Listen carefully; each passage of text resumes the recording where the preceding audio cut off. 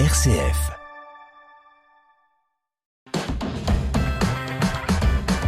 RCF.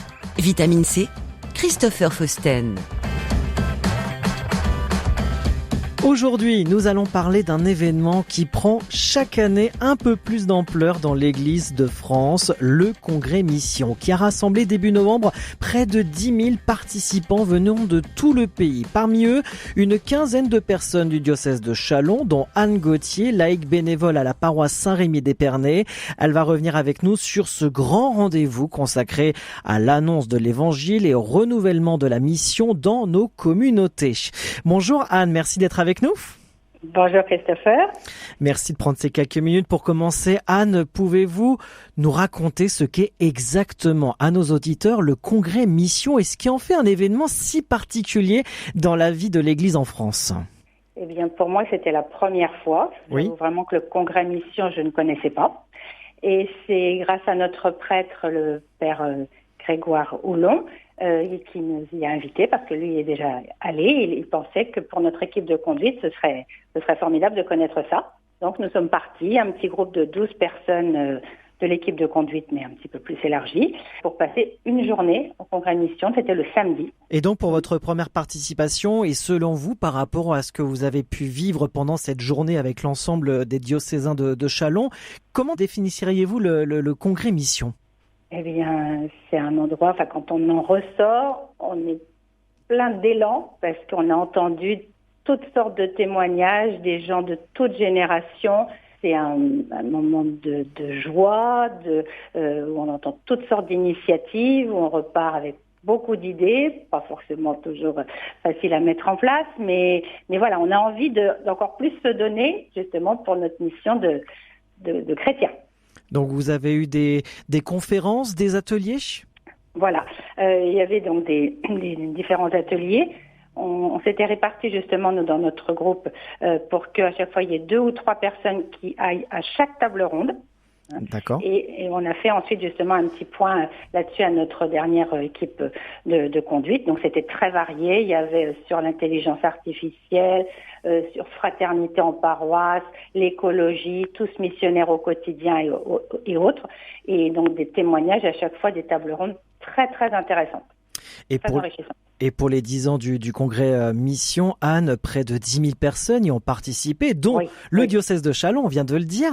Comment avez-vous vécu, vous personnellement, cette affluence et cette énergie collective venant de toute la France ? Alors voilà, c'est impressionnant parce que surtout dans ce lieu où on va en général, pour moi c'était la première fois, mais plutôt pour un concert, là de voir tous ces chrétiens réunis et notamment la messe. Nous avons pu assister à la messe qui était à 9h le matin avec l'archevêque et c'était très recueilli, très priant, avec un beau fond, un écran sur lequel il y avait été projeté un beau visage du Christ et ensuite une croix illuminée. Et voir cette joie, il y a eu aussi des moments d'applaudissements, des beaux chants avec le groupe Glorious, mais aussi des temps de recueillement. Et ça, c'était vraiment très beau à vivre. Alors, on a eu ces moments-là. Est-ce qu'il y a eu un atelier, une conférence ou un témoignage qui vous a particulièrement marqué au cours de ce congrès mission ? Donc, moi, j'ai participé à 2 ateliers table ronde fraternité en paroisse et tous missionnaires au quotidien. D'accord. Et j'ai beaucoup aimé lorsque des catéchumènes, ou plutôt maintenant souvent étaient néophytes, mais qui se lançaient pour témoigner de leur foi toute nouvelle et de leur parcours. Et comme je fais partie avec mon mari, on accompagne des catéchumènes, ça m'a beaucoup touchée de voir leur confiance et de ce qu'ils pouvaient nous témoigner et de leur joie et de leur envie des nouveaux chrétiens, et toutes les idées qu'ils ont et de l'accueil qu'ils ont reçu, ça fait chaud au cœur. On parle souvent, Anne, du Congrès Mission comme un lieu qui donne de l'élan aux initiatives locales. Quelles idées ou projets pourriez-vous ramener à la paroisse, notamment votre paroisse Saint-Rémy d'Épernay ? Bon, de toute façon, ils ont insisté sur tout ce qui était la convivialité, l'accueil, bien sûr faire venir à la messe les personnes, d'accord, mais ils ont bien expliqué que Jésus, au départ, il n'est pas venu vers les gens en leur disant des paroles difficiles ou très intellectuelles. Non, il allait vers eux à leur rencontre et souvent il partageait des repas avec eux. Donc c'est ça, je me suis dit, voilà, c'est des choses toutes simples. Recevoir les gens, soit chez soi, soit à la fin de la messe, aller vers une personne qu'on ne connaît pas, c'est ce que tu dit.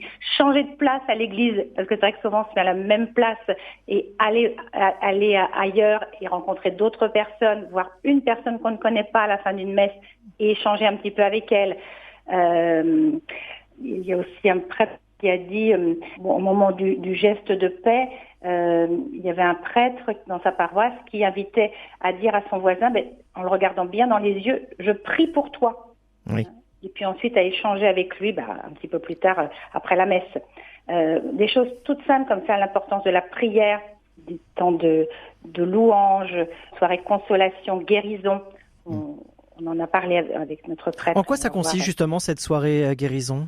Mais je ne sais pas justement. Moi j'aimerais bien. Pour l'instant ça a été juste évoqué comme ça, mais on voyait que les personnes, les catéchumènes qui en avaient bénéficié, trouvaient que c'était des temps. Parce que souvent nos catéchumènes viennent avec un lourd passé. Ils ont traversé des épreuves et je pense qu'ils ont besoin d'un temps de prière en commun pour dire voilà, oui, vous avez traversé ces épreuves, on en est bien conscient, mais Dieu vous aime et voilà, on va continuer à cheminer avec vous malgré ces épreuves. Anne Gauthier, laïque bénévole à la paroisse Saint-Rémy d'Épernay, avec nous aujourd'hui sur RCF pour revenir sur ce dernier congrès mission qui a réuni près de 10 000 personnes début novembre à Paris. Anne Gauthier, selon vous, quels sont les principaux défis de la mission aujourd'hui dans les différentes paroisses et en quoi ce congrès d'ailleurs permet-il d'y répondre ? J'ai toujours envie un petit peu de parler des catéchumènes, des nouvelles personnes qui viennent frapper aux portes de nos églises. Oui. Et qui sont très très demandeurs. C'est plus du tout les mêmes personnes qui y a 30 ans, qui avaient déjà une culture un petit peu chrétienne, un minimum. Là, non, mais ils ont une soif. Et comment, un petit peu, j'allais dire, les enraciner une fois qu'on a fait connaissance avec eux, qu'on chemine avec eux, et même une fois qu'ils sont baptisés, comment faire pour que nos églises, nos paroisses les accueillent. Et ça, faut changer. Ça aussi, dans le congrès mission, ils ont dit, il va falloir changer. C'est plus comme avant. Faut pas qu'on reste dans nos cocons. Voilà, faut qu'on se tourne vers ces nouvelles personnes qui attendent beaucoup. Et voilà, c'est ça, je crois que ça. Il y a eu dans les ateliers ou les tables rondes ou tout ce qu'il y avait autour aussi de quand on sortait, tous les stands qu'il y avait, voilà, je pense que c'était tourné vers ça pour comment se rapprocher de toutes ces personnes qui sont éloignées de la foi, mais qui ont cette soif de connaître Jésus et c'est plus comme avant. Faut qu'on change. Faut que nous les chrétiens qui ont été baptisés bébés, ont été un petit peu plongés dedans, mais faut qu'on sorte de nos petits... de notre bulle. Notre bulle, de notre entre-soi, voilà. Merci beaucoup Anne Gauthier pour ce très beau partage, enthousiaste et éclairant. On retient que le congrès mission est un moment fort pour se former, s'inspirer, comme vous venez de nous le partager pendant quelques minutes Anne Gauthier, et repartir avec un nouvel élan. C'est bien la mission, un nouvel élan apostolique au service des paroisses et des diocèses. Merci Anne Gauthier, à très bientôt. Merci à vous. La vie chrétienne dans les paroisses et les mouvements, c'est Vitamine C sur RCF. Bonjour Sandrine Si. Bonjour Christopher. Chargée des collectes au diocèse de Châlons, merci d'être avec nous pendant ces quelques minutes pour nous présenter cette nouvelle opération, le chemin vers Noël, proposée dans plusieurs diocèses maintenant. Oui. Quelle est concrètement cette opération, le chemin vers Noël ? Alors le chemin vers Noël, c'est en fait un parcours d'annonce de la foi. C'est vraiment l'objectif principal. Et donc le but est d'aider les parents, les catéchistes et les enseignants de l'enseignement catholique à proposer la foi aux enfants. De quelle manière ? La première, c'est de proposer un calendrier de l'Avent, donc cartonné.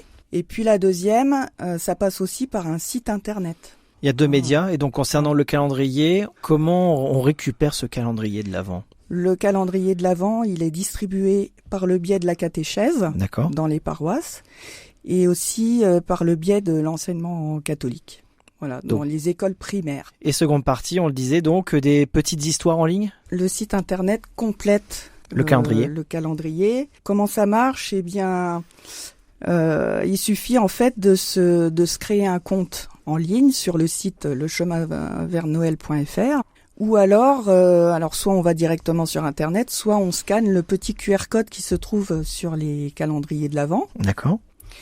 Et puis, à partir de là, chaque jour de l'Avent, les enfants vont pouvoir à la fois ouvrir une petite case de leur calendrier en carton et puis se rendre sur le site internet pour y trouver les histoires qui correspondent à chaque jour, ainsi que des activités différentes.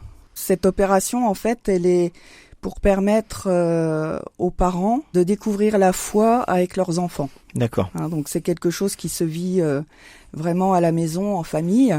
Alors grâce au petit calendrier cartonné, donc les enfants ouvrent une petite case chaque jour, ils découvrent déjà l'histoire d'un saint catholique. Et puis parallèlement à ça, donc ils peuvent aller en ligne sur le site internet pour compléter en fait les apports du calendrier. Et donc ces petits apports, ça consiste en des recettes, des petits travaux manuels, etc. Parce que on sait bien avec les enfants, ils retiennent mieux quand ils font. Enfin, voilà, il faut le côté ludique. Voilà, il faut le côté ludique. Et donc c'est ce qu'apportent en fait ces différentes activités. Donc lecheminversnoel.fr.